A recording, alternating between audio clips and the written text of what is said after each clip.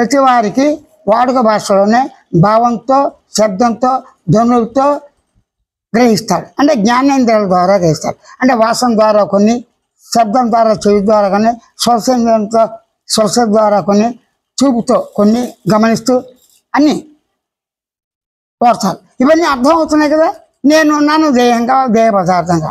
అది ఇక్కడ సింపుల్ చూసుకోవాలి. ఎలాగా దేహం ఎలా ఉంది? ఆకాశము ప్లస్ అణువులు ప్లస్ ఆకారం. అంటే ఆకాశం లేకుండా, అణువులు లేకుండా శరీర ఆకారం లేదు. అది కొండ అవ్వచ్చు, గుట్ట అవ్వచ్చు, అడవి అవ్వచ్చు, చెట్లు అవ్వచ్చు, జీవులు అవ్వచ్చు, దేహం అవ్వచ్చు, వస్తువులు అవ్వచ్చు, వెలుతురు కూడా అంతే. చూడండి, ఇంద్రధనస్సు అణువులు, ఆకాశం ఉంది, అణువులు ఉంది, ఆకారం ఉంది. అంటే ఈ మూడు కలిసి వస్తువు అయింది. ఈ మూడు కలిసి ఎవరు చెప్పారు? నేను ఉన్నాను, అణువులుగా ఉన్నాను. నేను ఆకాశంగా అవకాశంతో ఉన్నాను. అవకాశం అంటే ఆకాశానికి ఆది తుది చివర లేకపోయినప్పటికీ, అనంతంగా ఉన్నప్పటికీ అవకాశం వచ్చింది. దేనికి? పదార్థానికి. ఏ పదార్థానికి? వాయు పదార్థానికి స్పందిస్తుంది. అంటే వాయువుకి సౌండ్ చేస్తుంది వచ్చేప్పుడు. ఆ సౌండ్ ఆకాశంలో అవకాశంతో రీసౌండ్ అవుతుంది.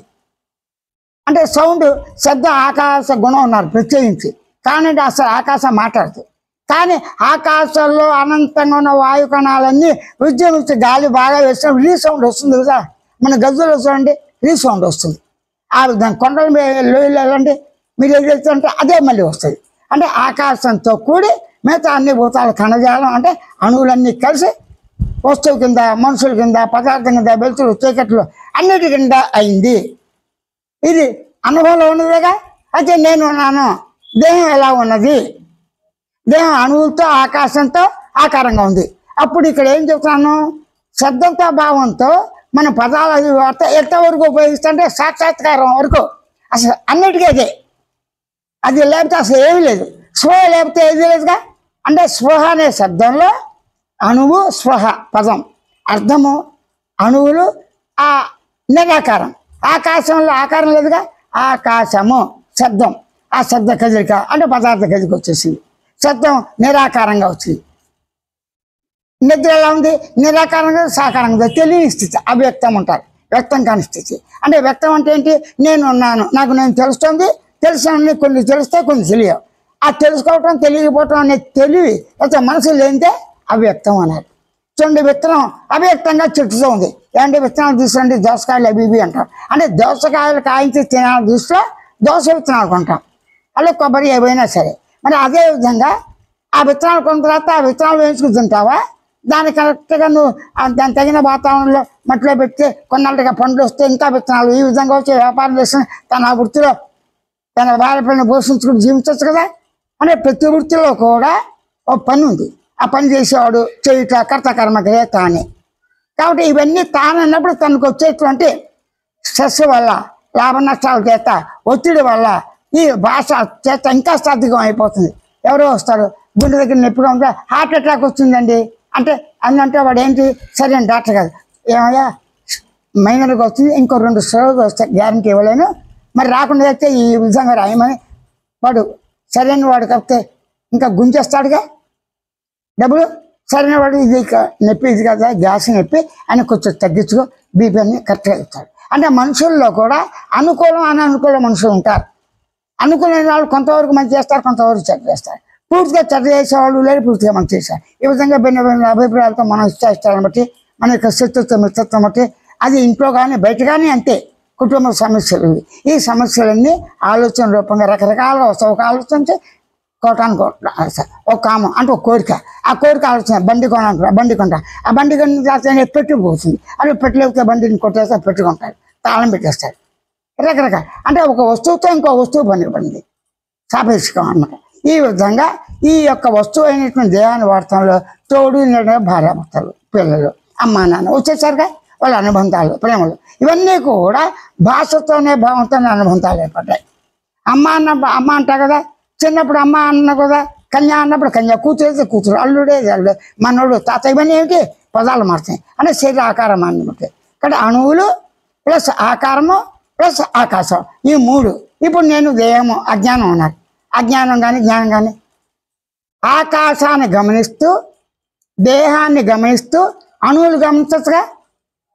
కళ్ళు మూసుకున్నా తెరిచినా కళ్ళు మూసుకోగానే ఎక్కువసేపు మనం కళ్ళు తెరవలేం, రెప్ప పడిపోతుంది.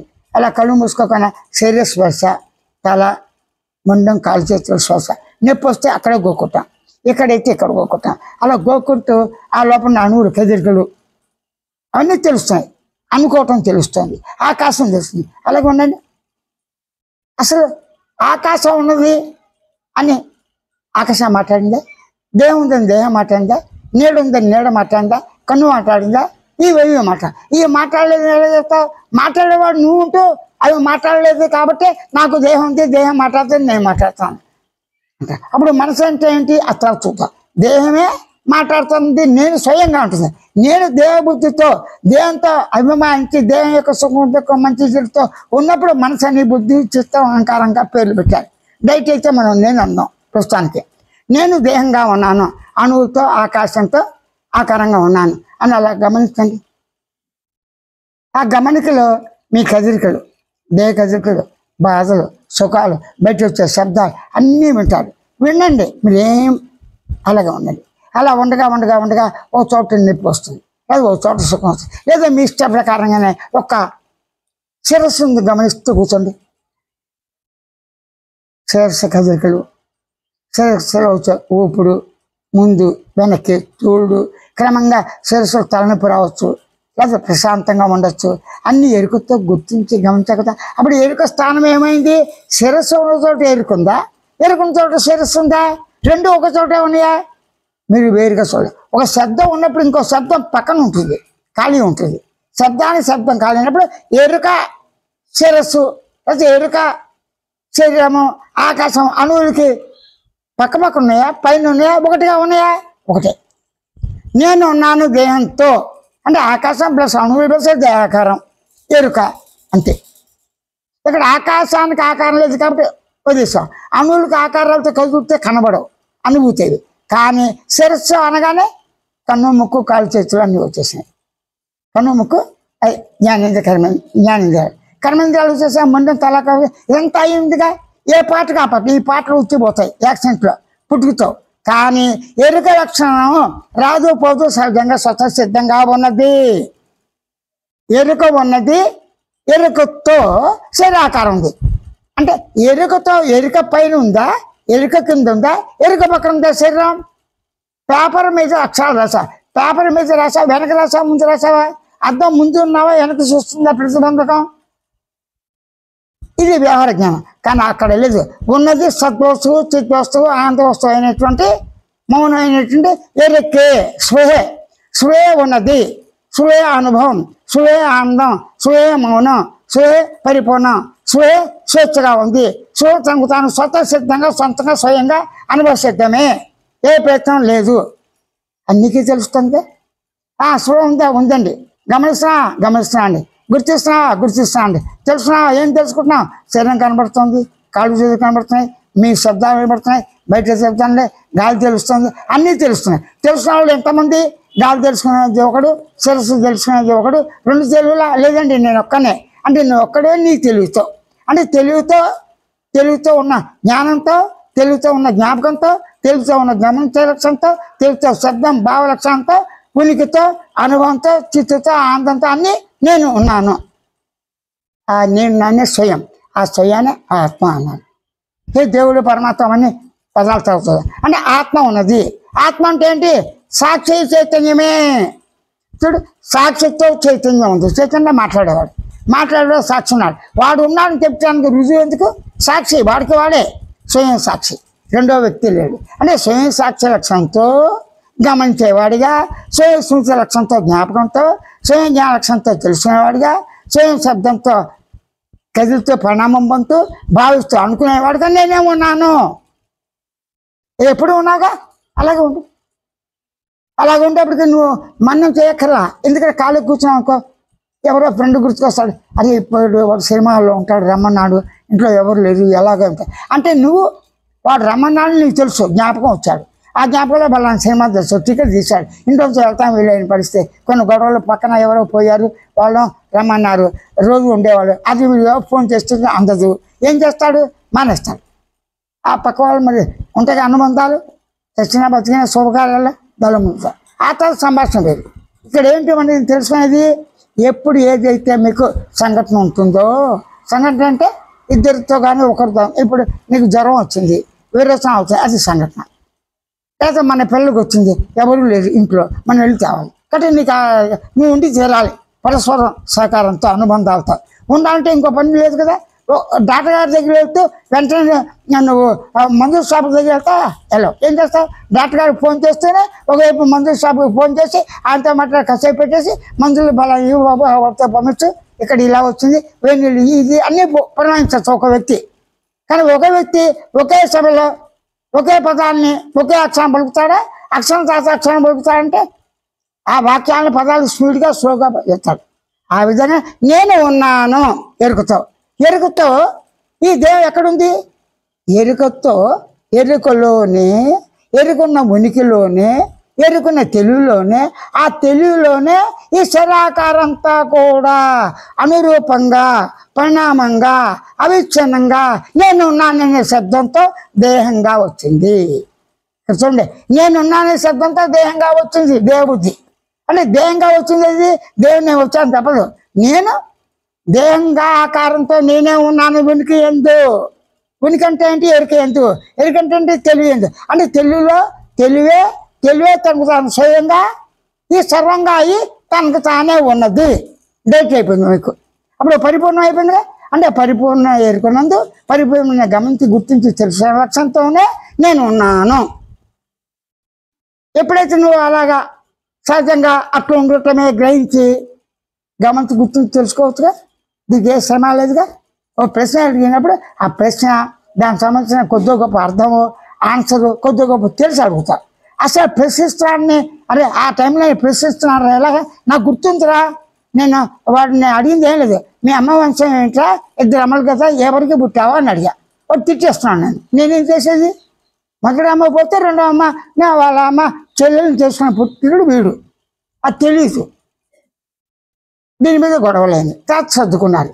ఆ విధంగానే ఇద్దరుగా ఉన్న గర్భస్థ శిశువు తల్లి వేరు కదా, అలాగే వేరే కణాలు రక్తం వేరు కదా, ఆ రక్తం నరాలు నీరు అన్నీ వేరు కానీ అన్నీ కలిసే ఉన్నాయి. ఈ కలవటం వేడగొడితే ఆటోమేటిక్గా విరిగిపోతుంది, నా ప్రమేయం లేదు అని గ్రహించి నేనుని అంటే ధ్వనిని గమనించి గుర్తించు వెంటనే ఆటోమేటిక్గా ఐడెంటిటీ అంటే నేను శబ్దంతో ఉన్నాను. ఐడెంటిఫై అంటారు. ఏ శబ్దం రా, దేవుడు ఉన్నాడనే శబ్దంతో ఉన్నా. ఇక్కడ ఎరుక శబ్దంతో, ఎరుకగా ఉన్నాను, ఎరుక శబ్దంతో ఎరుక ఉన్నది, ఎరుకతో అనుభవం అన్నప్పుడు ఎరుకని గుర్తించి గమనించి తెలిసే లక్ష్యం తానే కదా. అలా ఉన్న కొద్ది ఏమవుతుంది, ఆ పద ప్రయోగంలోనే ఇంకో పదాలకు అవకాశం లేక వచ్చిపోయే పదాలు వాటికి వచ్చిపోతాం. మొదట్లో గమనిస్తే వాటి ప్రసక్తే ఉండదు. అప్పుడు హాయిగా మౌనంగా ఆనందంగా పరిపూర్ణంగా ఉనికిగా చైతన్యంగా నేనున్నాను అని నువ్వే గుర్తించి గమనించాలి. దానికి ఆత్మాన్ని పేరు పెట్టావు. అంతకు పేరేంటి, నేనే ఉన్నాను, అహమస్మి, నేనే ఉన్నాను, నాకు నేనే స్వయంగా ఉన్నాను, స్వయంగా స్వతసిద్ధంగా ఉన్నాను. స్వతసిద్ధంగా అంటే నాకు ముందు కానీ వెనక కానీ నేను తప్ప రెండోది లేదు. స్వేచ్ఛతో స్వతసిద్ధంగా ఉన్నాను అంతే. స్వయం ప్రకాశం, స్వయం జ్ఞాన ప్రకాశంగా అంతే. అప్పుడు స్వయం ప్రకాశం ఇది ఉందా లేదంటే ఆ ప్రసక్తే నాకు లేదు. కానీ వచ్చే తర్వాత స్వయం ప్రకాశ జ్ఞానంలోనే నాకే ఈ దేహాకారంగా నేనే అయ్యాను. ఎందుకయ్యాను, దాని కార్యకారణాలు అనవసరం. కానీ ఇప్పుడు దేహకారంగా ఉండి మాట్లాడి దేహము ఉనికితో తెలివి ఎంతే పుట్టి పెరిగి లేస్తోంది నాయందే అంతే ఆన్సర్. మూలాలు వెతకక్కల డైరెక్ట్గా ఉండగానే ప్రశాంతత హాయి ఆనందం. అప్పుడు నువ్వు మామూలుగా నిత్యకృత్యాలలో ఏ పని చేసినా సుఖానుభూతికి ఆనందానికి స్థిరమైన సుఖం, స్థిరమైన ఆనందం, నిత్యానందం కాదు. ఇప్పుడు నువ్వు పొందిన ఆనందం నిద్రపోతే వచ్చింది కాదు, వస్తువులతో వచ్చింది కాదు, మనుషులతో చెబితే వచ్చింది కాదు, అలాగే శబ్దం వచ్చింది కాదు, ఏమి కాదు. నీవు ఉన్నావు సహజంగా ఉన్నావు, దానికి ప్రాక్టీస్ ఎక్కల, సహజంగా ప్రయత్నం అక్కల, సహజంగా ఉన్నావు చెప్పడానికి గుర్తించగలిగే లక్షణాలు సహజం. అప్పుడు ప్రాక్టీస్ అనే ప్రసక్తి లేదుగా. అనుకునేవాడిగా ఉండి అన్నం వండుకోవాలన్నప్పుడు వ్యవహార జ్ఞానంలో ఉన్న ప్రాక్టీస్, అది వ్యవహార జ్ఞానం. కానీ వాస్తవ జ్ఞానానికి దీంతో సంబంధం లేదు. ఎలాగా నేనున్న ఎరుక అనే శబ్దంలో దేహం లేదుగా, ప్రత్యేకించి ఎరుక శబ్దంలో నేను దేహంగా ఉన్నాను, దేహాన్ని అనుకున్న కొద్దీ నీకు వారం అవుతాయిగా. జీవుడు అనుకున్నది బాధమే కదా, భార్య పిల్లలు పోషించాలనుకుంటే బాధం కదా. ఎరుకన్నా ఇప్పుడు ఆకలి దెబ్బకి దానికి లేవుగా.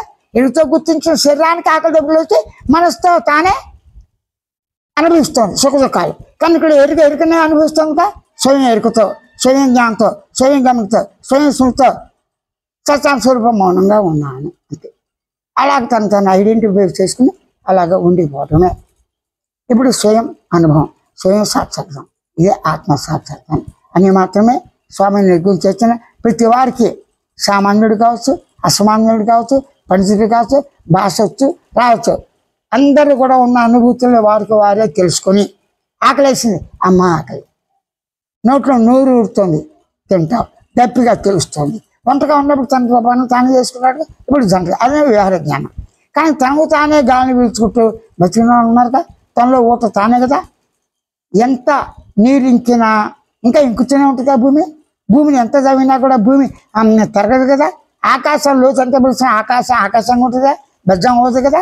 అట్లాగే అనుభూతులతో ఉన్నాను నేను, అనుభూతిగానే నేనే ఉన్నాను, స్వయంగా అనుభవిస్తున్నాను. నేను తప్ప రెండవది మూడవది ఒకటి ఉంది లేదన్న ప్రసక్తే అప్రసక్తం అని నీకు నీవే కామ్గా మౌనంగా స్వయ అనుభూతినే, అందరి స్వయ అనుభూతినే ఎవరికి వారే స్వయంగా అవగాహనతో గుర్తించవచ్చు, గమనించవచ్చు, తెలుసుకోవచ్చు. తన స్థితిని, తన మౌన సహజ స్థితిని, తన సహజ ఆనంద స్థితిని, తన పరిపూర్ణ సహజ స్థితిని గమనించి గుర్తించి నేను తనకు తాను కామైపోతుంది. ఇది మాత్రమే స్వానుభవాన్ని, స్వానుభవ స్వరూపాన్ని, స్వానుభవాన్ని స్వయం బోధ సూచనతోనే బోధ రూపంగా అవగాహన సూటిగా స్పష్టంగా అవగతం చేస్తున్నాడు ఈ నిర్గుణ చైతన్య.